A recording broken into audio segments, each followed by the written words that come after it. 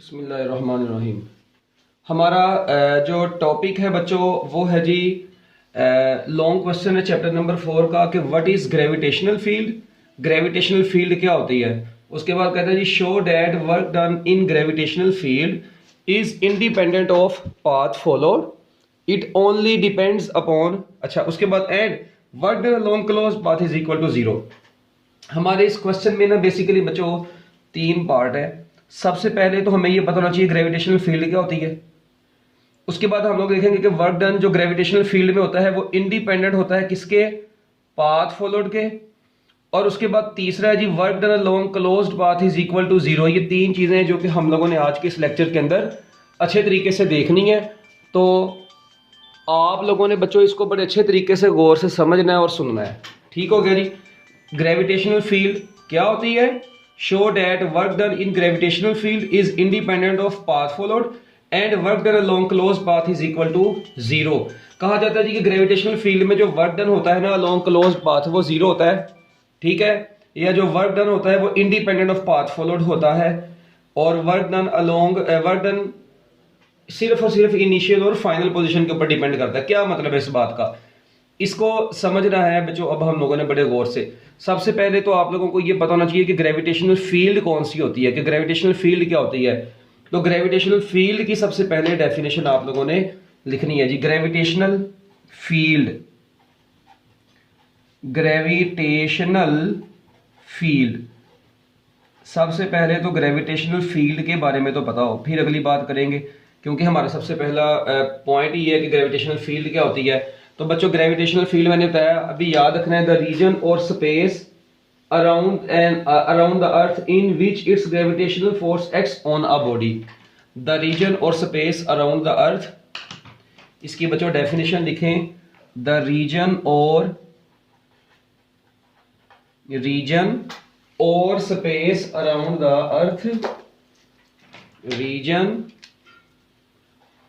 और space around earth in which its gravitational force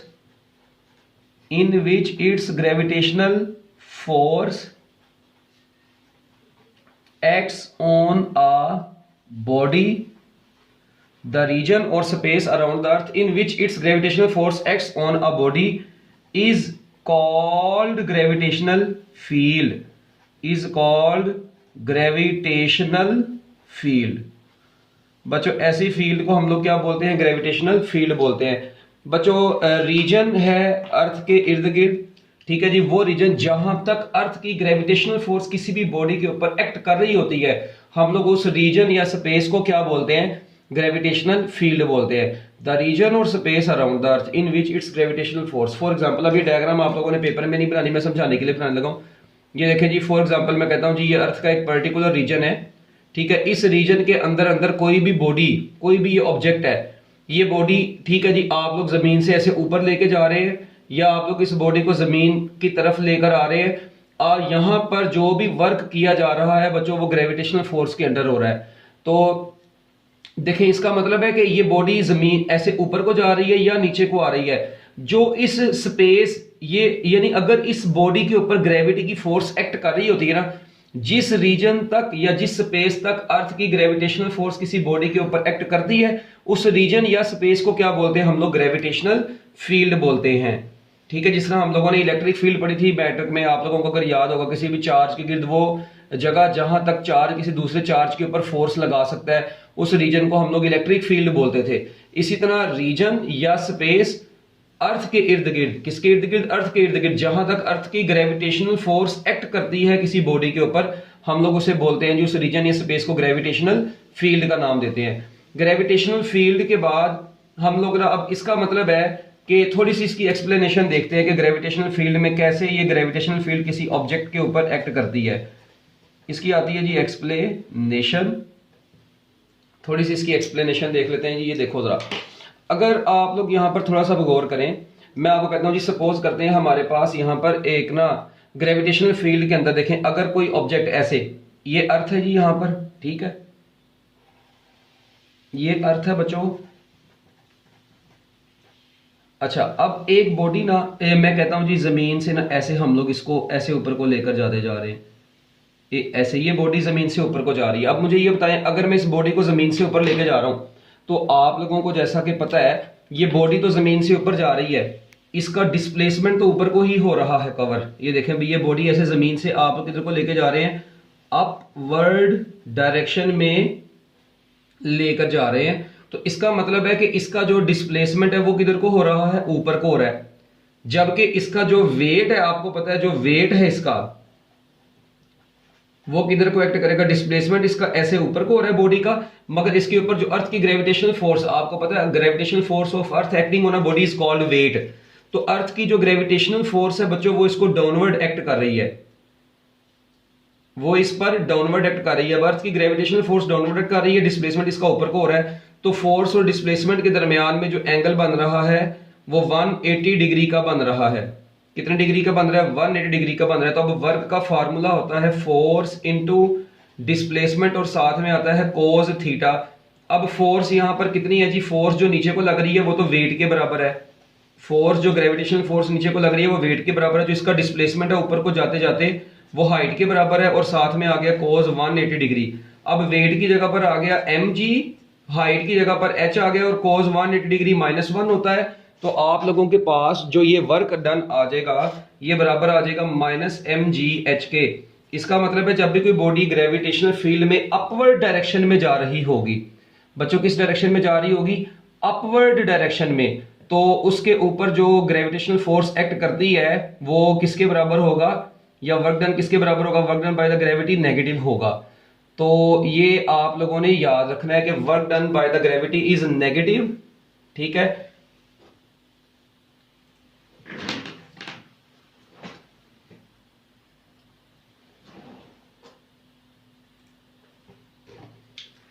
अच्छा जी। तो अब बच्चों अगर कोई बॉडी ग्रेविटेशनल फील्ड में, ठीक है जी, अपवर्ड डायरेक्शन में जा रही होगी तो उसका डिस्प्लेसमेंट ऊपर को है जो कि हाइट के से रिलेट होगा, और वेट जो ग्रेविटेशनल फोर्स है वो डाउनवर्ड एक्ट कर रही है, और वेट होता है mg। तो और आप लोग देखें दोनों एंटी पैरेलल हैं, तो आंसर होगा एंगल जो होगा 180 डिग्री होगा। तो work done by the gravity बच्चों जो होगा इसके ऊपर एक्ट करने वाला वो क्या होगा, नेगेटिव होगा। इसका मतलब है जब भी ग्रेविटेशनल फील्ड में कोई भी बॉडी अपवर्ड डायरेक्शन में जाती है, इसका मतलब व्हेन इन ग्रेविटेशनल फील्ड, अब मैं ऐसे लिख रहा हूं बस gf, ठीक है, इन ग्रेविटेशनल फील्ड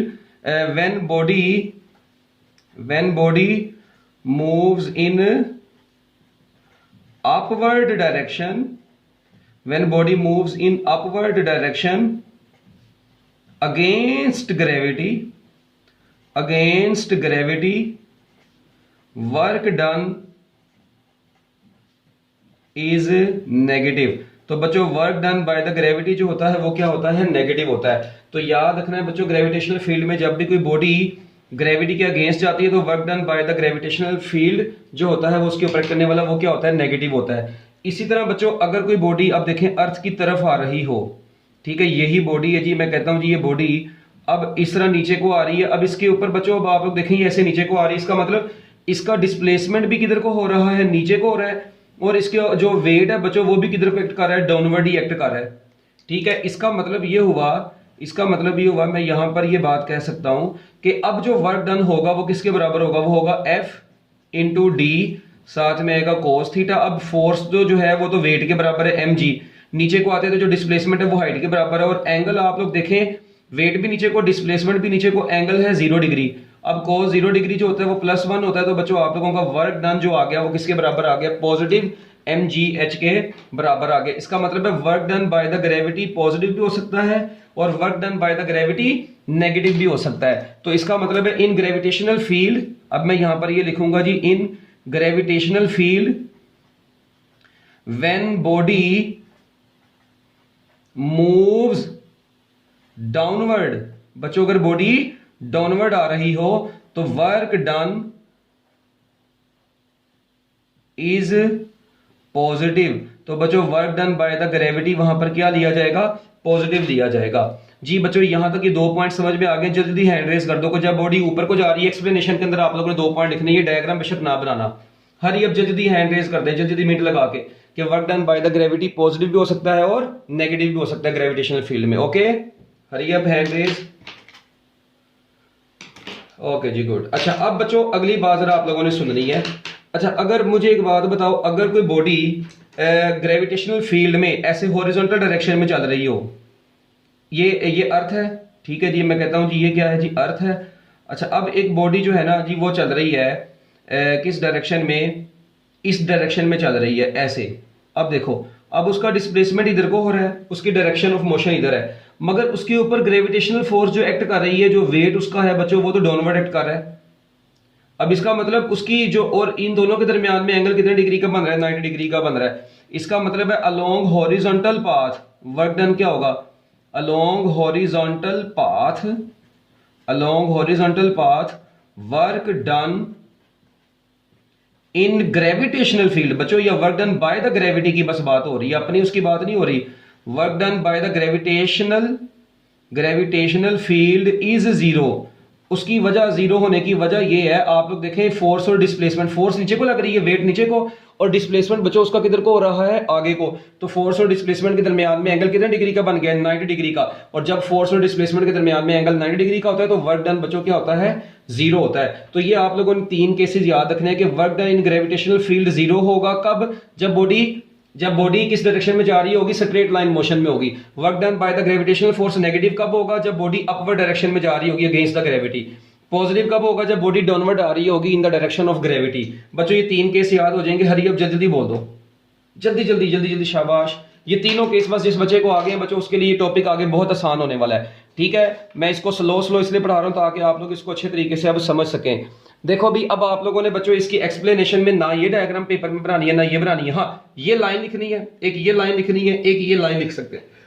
ये 3 लाइनें आप लोगों ने एक्सप्लेनेशन के अंदर लिख देनी है। अब हमारा बच्चों ग्रेविटेशनल फील्ड, हमने टॉपिक का नाम लिखा था व्हाट इज ग्रेविटेशनल फील्ड, तो ऑलमोस्ट हमारा ये ग्रेविटेशनल फील्ड हो गया। अच्छा अब work done in gravitational field is independent of path followed. इसका क्या मतलब है कि work done in gravitational field is independent of path followed. बच्चों अब इस चीज को आप लोगों ने समझना है कि कैसे वर्क डन जो होता है जी वो पाथ फॉलो के ऊपर डिपेंड नहीं करता, ठीक है। इस चीज को समझने के लिए अभी आप लोगों ने अब work done independent of path followed, work done independent of path followed.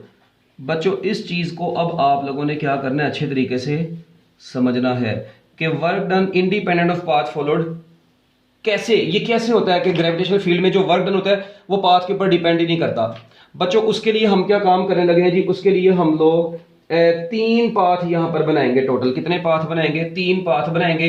तीनों पाथ का वर्क निकालेंगे और चेक कर लेंगे क्या वो तीनों पाथ का वर्क डन सेम आता है या नहीं आता। अगर वो सेम आ गया इसका मतलब है कि पाथ के ऊपर डिपेंड नहीं करता वर्क डन। तो बच्चों अब आप लोगों ने इसके लिए ना सबसे पहले एक लाइन लिखनी है जी, consider a body of mass m, कंसीडर a body of mass m, consider a body of mass m displaced with constant velocity, mass m displaced with constant velocity from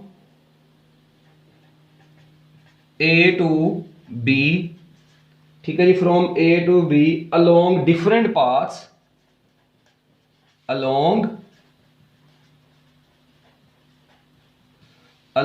different paths।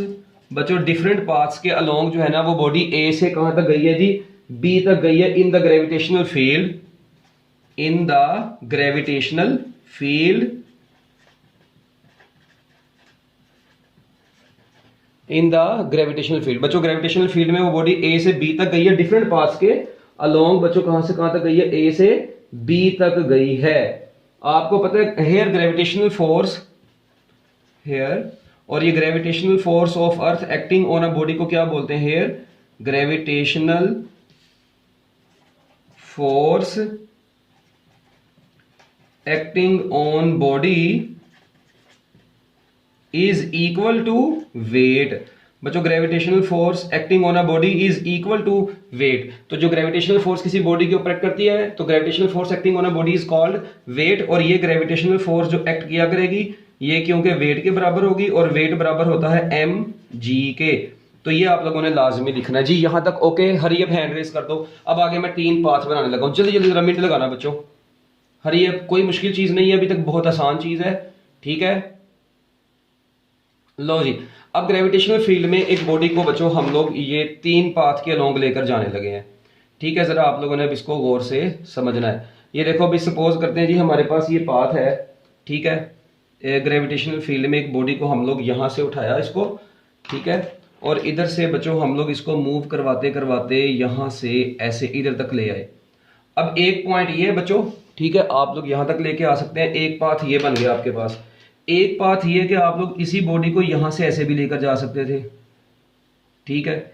एक path ये था जी कि ना जी आप लोग इस body को यहां से पहले ऐसे ऊपर को ऐसे लाओ, उसके बाद आप लोग इसको इधर को भी लेकर जा सकते थे। अब आप लोग देखें आपके पास टोटल कितने पाथ आ गए जी।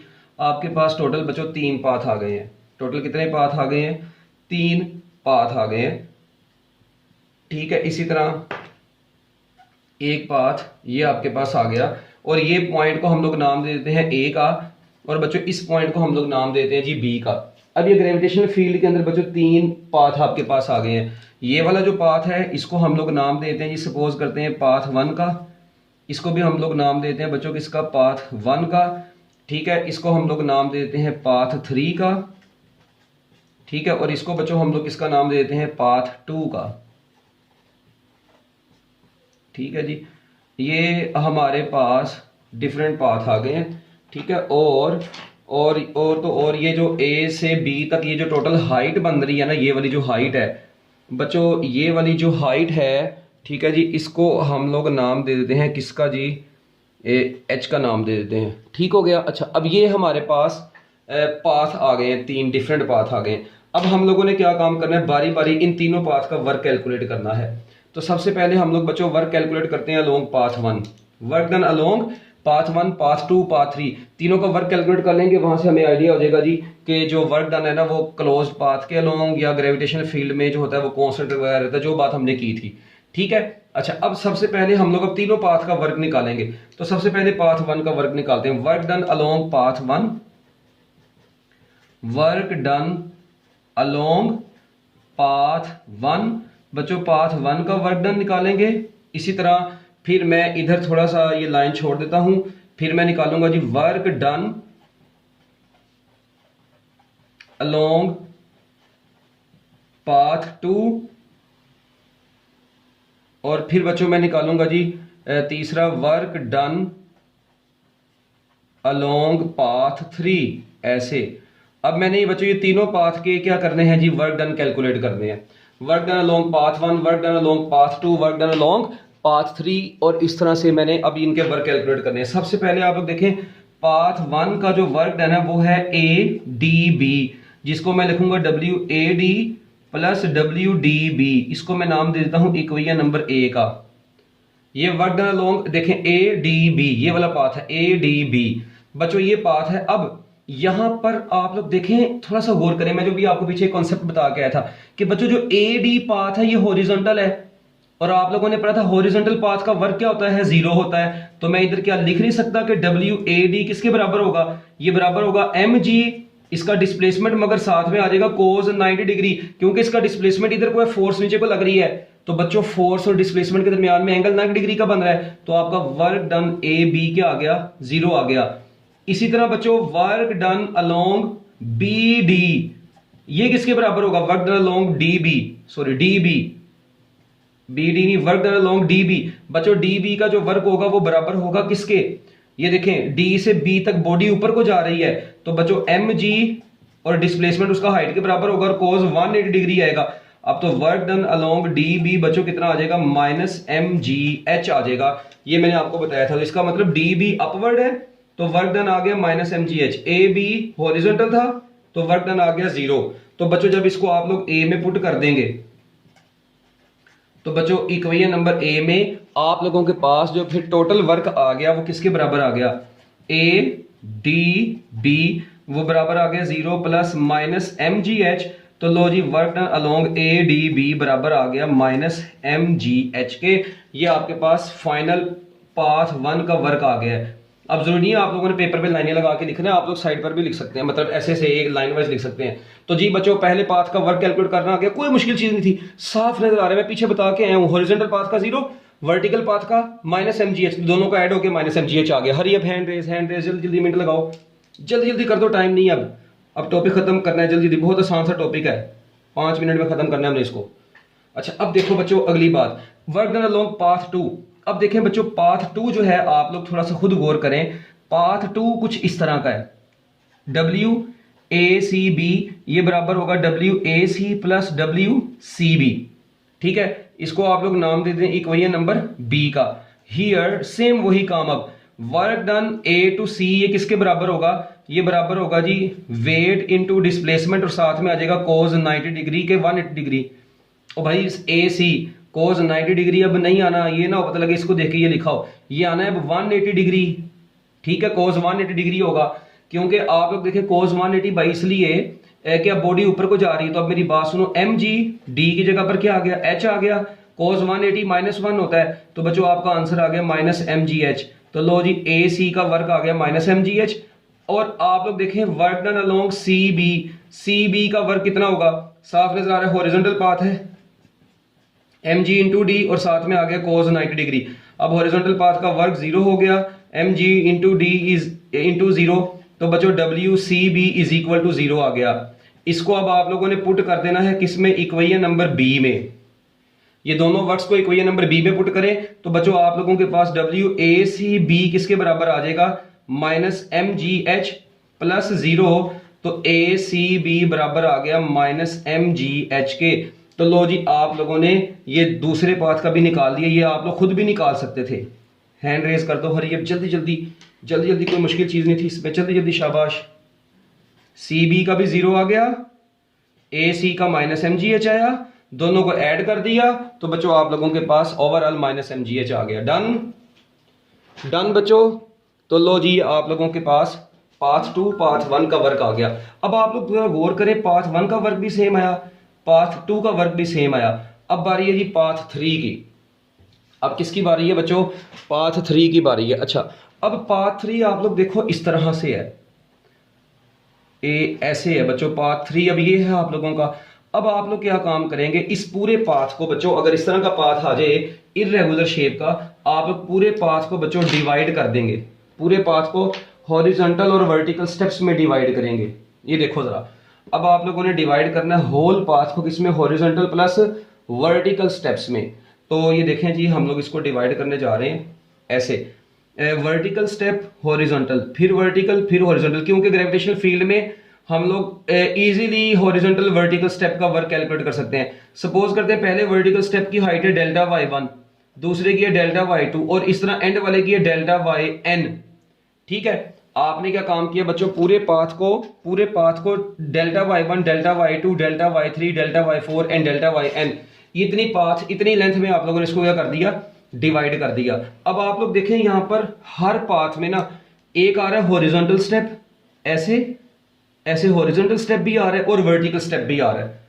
अब आप लोग यहां से खुद अंदाजा लगा सकते हैं कि जो हॉरिजॉन्टल पाथ है इनका तो वर्क 0 होगा। इसका मतलब जब आपके पास पाथ इस तरह का आ गया है तो आप लोगों ने क्या काम किया, divide whole path into horizontal and vertical steps. तो बच्चों आप लोगों ने इसको क्या काम कर दिया, हॉरिजॉन्टल और वर्टिकल स्टेप्स में डिवाइड कर दिया। अब यहां पर दो चीजें आ गई आगे के वर्क डन, अब आप लोग देखें along each horizontal step, work done along each horizontal step. बच्चों हर हॉरिजॉन्टल स्टेप का वर्क डन तो 0 होगा क्योंकि वहां पर एंगल 90 डिग्री का बनता है, मगर हर वर्टिकल स्टेप का जो वर्क डन होगा वो क्या होगा। तो बच्चों अब मेरी बात सुनिए, वर्टिकल है ए से बी, तो ए से बी तक जितना भी वर्क होगा ना, इसका वर्क होगा minus M G delta y1 plus फिर होगा minus M G delta y2। ठीक है, फिर आएगा प्लस एंड सो और ये चलता जाएगा minus M G delta yn। ये देखो भाई हर वर्टिकल स्टेप का वर्क, पहले वाले वर्टिकल स्टेप का जो वर्क होगा वो बराबर होगा minus M G delta Y one, दूसरे वाले का होगा minus M G delta Y two, तीसरे वाले का होगा minus M G delta Y three और एंड वाले का होगा minus M G delta Y N. आप लोग यहां से माइनस एम जी को कॉमन ले लो, अंदर delta Y one plus delta Y two, और ये कहां तक चलेगा जी, डेल्टा वाई एन तक चलेगा। आप लोग इन सारों को ऐड करोगे ना, सारे वाई को ऐड करो, Y one Y two Y three, देखें सारे ये मिलके क्या बनाएंगे, एच ही नहीं बना देंगे। तो लो जी बच्चों, आप लोगों के पास ए से बी का भी जो वर्क आ गया वो भी माइनस एम जी एच आ गया। ये थोड़ा सा मुश्किल लगता है बच्चों को, ठीक है, हालांकि इसमें कोई मुश्किल चीज नहीं थी। एक बार दोबारा सुन लो, मैंने ये बोला कि अगर आपके पास पाथ कर्व शेप का है, अगर तो हॉरिजॉन्टल, अभी देखा इनमें हॉरिजॉन्टल और वर्टिकल था इन दोनों में, अगर पाथ कर्व शेप का है, पूरे पाथ को हॉरिजॉन्टल वर्टिकल स्टेप्स में डिवाइड कर ले। क्यों डिवाइड किया, हमारे लिए वो इजी काम है। पूरे पाथ को हॉरिजॉन्टल और वर्टिकल स्टेप्स में डिवाइड किया, उसके बाद आप लोगों ने हर हॉरिजॉन्टल पाथ का वर्क क्या होगा वो आप लोगों को पता है, हर हॉरिजॉन्टल स्टेप का वर्क 0 होगा, और हर वर्टिकल का क्या होगा, वर्टिकल में WAB बराबर होगा हर वर्टिकल स्टेप का वर्क। इसका स्टेप, इस स्टेप का वर्क होगा minus M G delta Y one, इसका होगा minus M G delta Y two, अगले वाले का होगा minus M G delta Y three, and so on चलता जाएगा। वो सारे माइनस एम जी को कॉमन लेने, ये सारी चीज मिलकर दोबारा एच बना देगी। तो बच्चों मुझे ये बताओ, क्या वर्क डन ADB, ACB और AB सेम नहीं आ गया? इसका मतलब है work done in gravitational field is independent of path. अब आप लोग देखें, जिस मर्जी पाथ के अलोंग, इसका मतलब ग्रेविटेशनल फील्ड में जिस मर्जी पाथ के अलोंग चले जाएं, जो वर्क डन होता है वो पाथ के ऊपर डिपेंड नहीं करता, वो इनिशियल और फाइनल पोजीशन के ऊपर डिपेंड करता है। तीनों पाथ की इनिशियल और फाइनल पोजीशन सेम थी। तो बच्चों ऐसी फील्ड को हम लोग कंजर्वेटिव फील्ड बोलते हैं। तो कंजर्वेटिव फील्ड की डेफिनेशन ये होती है, द फील्ड इन विच